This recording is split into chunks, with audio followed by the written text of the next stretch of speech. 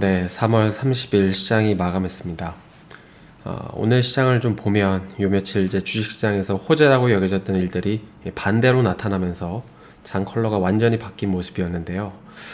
먼저 그 해운주 같은 경우에는 여기 보시는 것처럼 이제 드디어 수혜주 운하가 뚫렸죠. 그러다 보니까 다시금 이제 해상길이 열렸기 때문에 뭐 HMM이나 페노션 같은 이런 해운주들은 수혜 기대감이 소멸되면서 약세가 두드러졌고, 또 반면에 이제 선박에 적재되어 있던 컨테이너들 같은 경우에는 이제 제때에 도착할 수 있다는 안도감으로 인해서 뭐 현대차나 LG전자 같은 기업들이 좋은 흐름을 보였습니다. 특히 LG전자 같은 경우에는 오늘 뭐 같이 합작 법인을 하는 마그나가 이 애플카 생산 준비가 완료됐다고 하면서 또 이 기대감이 고스란히 반영이 됐죠. 그리고 이제 유럽 수출 비중이 높은 기아차 역시도 오늘 좋은 흐름을 보였습니다. 그 오늘 시장에서 또 하나의 특징 섹터는 이제 건설주였는데, 아침에 이런 기사가 나왔죠. 재개발은 재개발인데 공공으로 한다고 하는 것입니다. 그래서 사실 시초가에 이제 건설주들이나 건자재 섹터들의 힘이 강했었는데, 이 기사가 나온 시점 이후부터는 시장이 실망했기 때문에 주가가 쭉 빠지는 모습을 볼 수 있었습니다. 사실 최근에 LH 사태 때문에 민간으로 해도 모자랄 판에 신뢰를 잃은 LH로 재개발하는 것에 대해서 먼저 주민들이 그 동의조차 하겠냐는 이런 의견들도 이제 막 나오고 있죠. 그래서 아무튼 오늘 그 건설이나 건자재 섹터를 그러니까 투자가 아니라 트레이딩을 하시는 분들이었다면 뭐랄까, 왜 굳이 갑자기 뜬금없이 이런 타이밍에 기사가 나왔을까, 약간 허탈해 하셨을 것입니다. 오늘은 좀 이 얘기를 해볼까 하는데요. 네, 오늘 이제 바이든 대통령이 2차 부양책 중 일부분을 공개한다고 하죠. 뭐 어떤 얘기가 나올지 우리가 모르겠지만 아마도 시장은 인프라, 즉 이 SOC 투자와 같은 것들을 주로 이제 좀 포커싱하는 것 같습니다.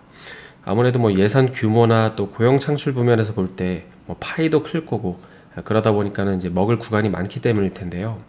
하지만 좀 더 자세히 보면 이번 부양책에는 이 인프라만 있는 게 아니라 뭐 기후변화, 뭐 인재 양성, 하이테크 연구개발, 그리고 제조업도 포함되어 있습니다.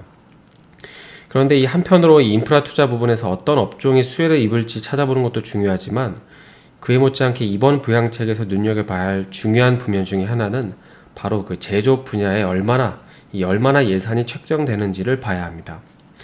사실 지난 수십 년간 미국을 보면 자국 내 제조업 수출 기반을 이제 파괴하면서 이 금융이나 IT 기업들을 키우면서 몸집을 키웠죠.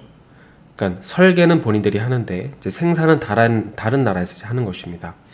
물론 이제 미국이 제조업을 같이 키웠다고 하더라도 이제 그때 당시에 그 중국의 이 값싼 노동력 때문에 이기기는 쉽지 않았겠지만, 그런데 지금 이제는 상황이 크게 바뀌고 있습니다. 그래서 현재 시장은 이 미국이 이 중국의 유일한 강점이었던 이 제조업의 우위를 가져올 것인지에 대한 의견이 분분합니다. 크게 세 가지 부면이 바뀌었기 때문인데요. 먼저 첫 번째는 보시는 것처럼 이 스마트 팩토리 때문입니다. 이건 우리가 직관적으로 판단해 볼 수 있죠. 이 스마트 팩토리가 도입되면 이제는 노동력이라는 요소가 제조에서 차지하는 비중이 낮아집니다. 그리고 그러다 보니까 최근에 이제 굵직굵직한 기업들을 보면 이제 중국에서 철수해서 유럽이나 미국으로 돌아가잖아요.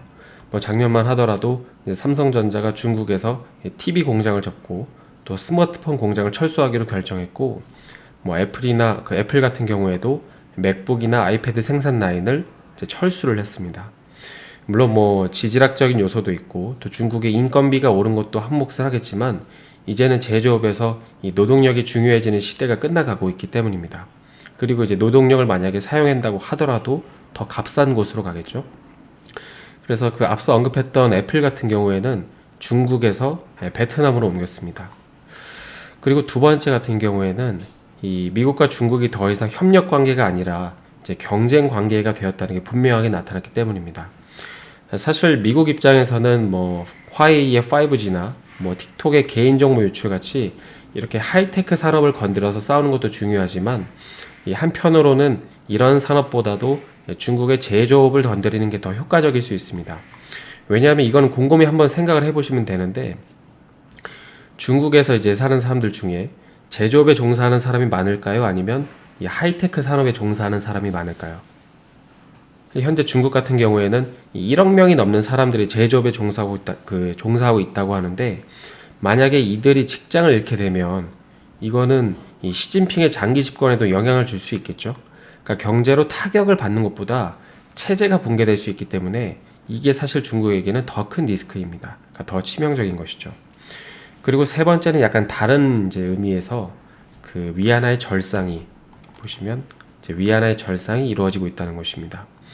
이건 약간 좀 배경 설명이 필요해서 뭐 나중에 이제 이슈가 조금 되면 그때 한번 구체적으로 다루기로 하고요. 아무튼 이런 상황에서 이번 부양책은 미국이 진심으로 제조업에 부흥을 추구할 것인지에 대한 힌트를 우리가 조금 얻을 수 있습니다.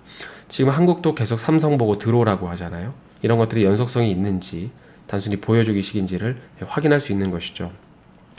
그래서 우리가 큰 그림을 예측해서 뭐 구체적인 시나리오를 만들 수는 없겠지만 만약에 이런 어떤 큰 구도를 잡고 이 현실성 있는 정책들이 계속 구현이 되면 특히 이제 트레이딩이 아니라 투자를 하시는 분들이라면 이제는 미국 제조업을 바라보는 시선을 조금 바꿔야 할 겁니다.